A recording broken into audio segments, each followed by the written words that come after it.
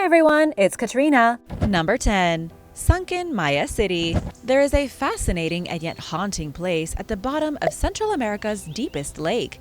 An international team of scientists with help from Mexico's National Anthropology and History Museum recently explored, mapped, and photographed the remnants of a lost Maya city called Samabaj. And it was no easy feat. The scientists had to dive 55 feet beneath Lake Atitlan, high up in the mountains of Guatemala. The mysterious sunken city of Samabaj was built by the Maya sometime around 400 BC. It then lasted for at least 650 years until 250 AD, when something unimaginable happened. This city was totally developed, densely populated, and filled with all the amenities the Maya had come to expect in their major centers. It had temples, domestic dwellings, great square plazas for gathering, and all on the shores of the greatest lake in the region. Well, kind of on the shores of the lake. The city wasn't actually built at the very edge of Lake Atitlan, since not even the Maya were crazy enough to do that. Instead, they built the city on an island inside the crater of the dead volcano, with its last major eruption being roughly 84,000 years ago. Shortly after they built the city, there was some kind of volcanic disturbance that caused the lake bed to shift and push the water level up dramatically. In a very short time, the city of Samabaj went from being a floating island to being at the bottom of the lake. It was abandoned forever and only discovered recently by archaeologists looking to explore its secrets. Number 9. Cleopatra Sphinx.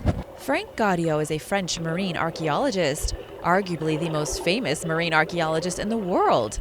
He is responsible for discovering the lost city of Heraklion that sunk off the coast of Egypt in 1999. Well, he didn't technically discover it, but he was the first to explore it.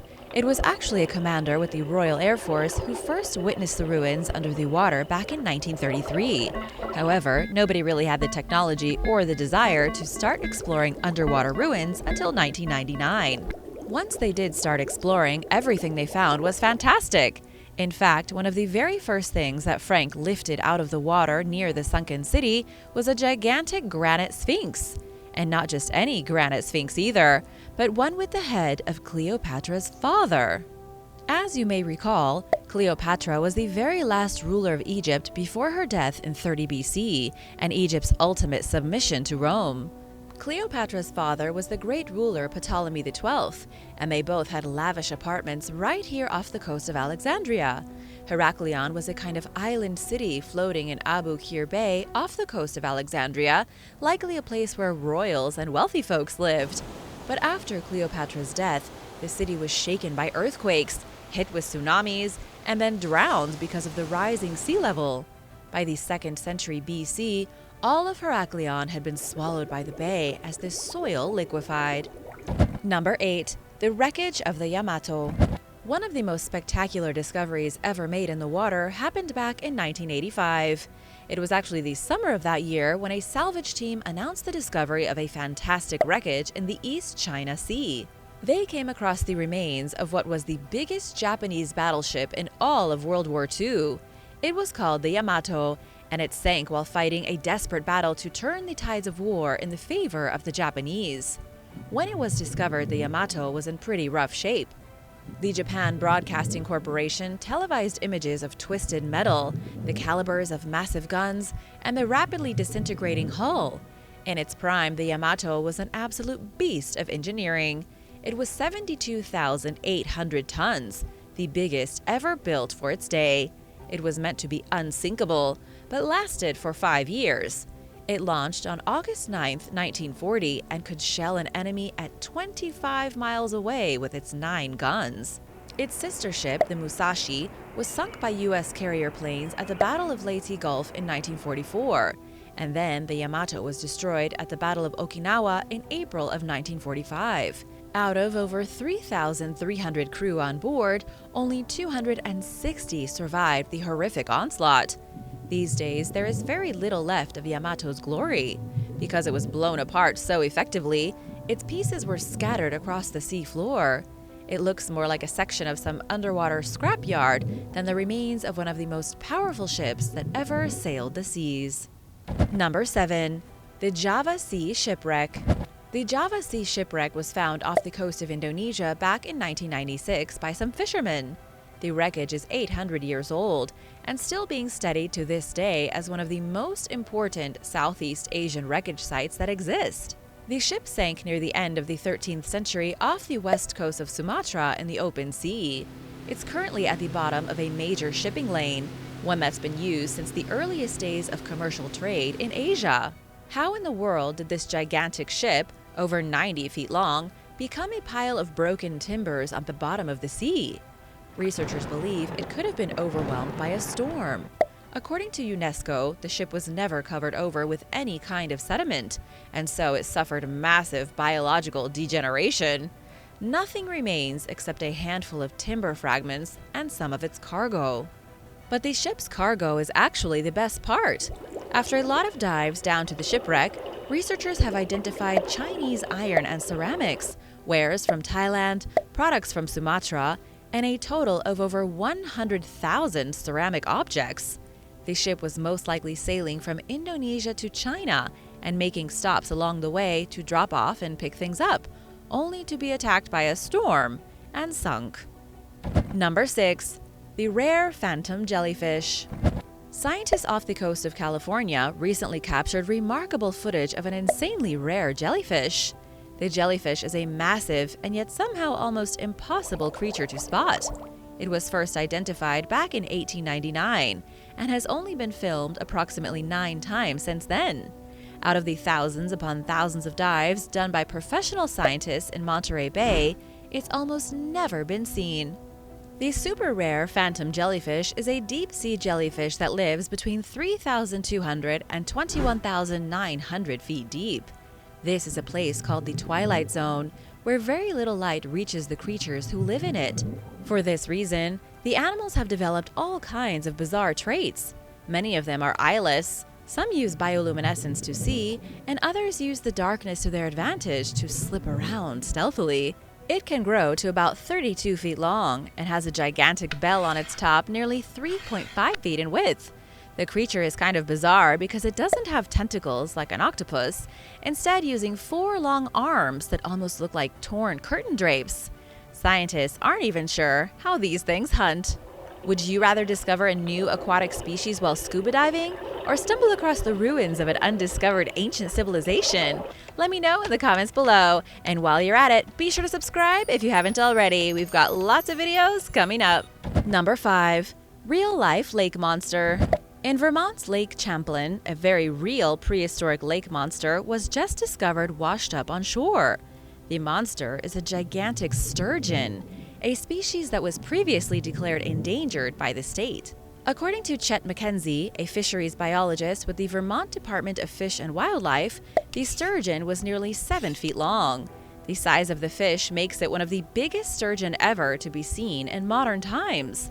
That's pretty impressive for Lake Champlain, especially when you know more about this spectacular marine monster. The sturgeon has been living on Earth since the days of the dinosaurs. They have armored scales, are practically indestructible, and have adapted very well to living at the bottom of lakes. They are actually considered bottom feeders and hang out by themselves, slurping up gunk and slime and whatever else they can find in the muck. Unfortunately for the sturgeon, they were considered a nuisance by commercial fishermen for the past century or two, and because of that, they were widely and indiscriminately slaughtered, and now there aren't very many of them left. So finding such gigantic sturgeon somewhere like Lake Champlain is actually quite a big deal, and could mean their numbers are finally recovering. Number 4. Sunken Egyptian fortress. In the Old Kingdom of Egypt, Sneferu, who's believed to be the founding father of the 4th dynasty, founded the city of Buhen. It started its life as a small trading post and then was abandoned 200 years later. The city was little more than a blip on historical radar. It wouldn't be until the 12th dynasty that Senusret III went on several military campaigns against the Nubians to the south and the Kingdom of Kush. To maintain military superiority, Senusret III built a series of fortifications along the Nile. One of them was built in the abandoned settlement of Buhen. It was then the northernmost fortress in the chain, at the very edge of the Nile's bank. Its main purpose was to protect the commercial shipping moving in and out of the region from the rebel Nubians. A small town formed within its huge walls. The city was protected by over 1,000 soldiers and trained archers, and even the great Queen Hatshepsut built a temple within the fortress dedicated to the god Horus. Even through the years, Buhen remained a powerful fortress and imposing symbol of Egyptian military might. This is where things get a little strange. When it comes to sunken cities, most of them sank a long time ago, but in the case of Buhen, we watched it happen in real time. When the Aswan High Dam was constructed in 1958, UNESCO sounded the warning bells that many historical monuments and places would be submerged. There ended up being a huge international effort to move archaeological treasures out of the area. The Temple of Horus was completely dismantled and is currently in the National Museum of Sudan.